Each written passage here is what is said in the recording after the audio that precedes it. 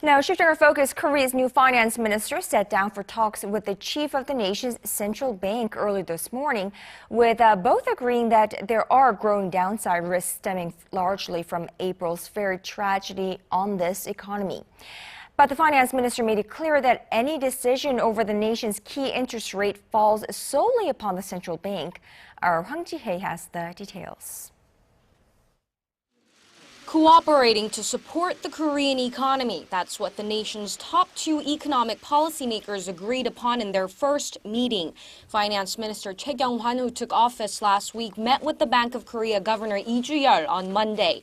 They both shared views that the pace of economic recovery at home is slowing amid downside risks stemming from sluggish domestic demand, largely due to the ferry disaster in April.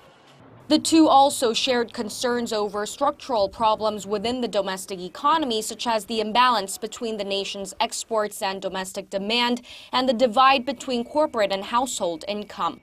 Based on that understanding, Choi and Yi agreed that it's important to integrate fiscal and monetary policies to tide over the problems at hand.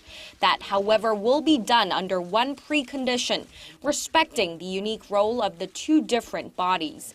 Finance Minister Choi emphasized that a change in the nation's key interest rate is a decision that the central bank makes independently.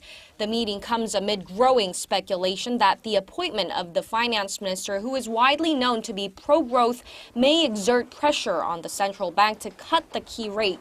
While the new finance minister has not directly addressed the need for a cut, his recent remarks point to easing monetary policy to spur growth.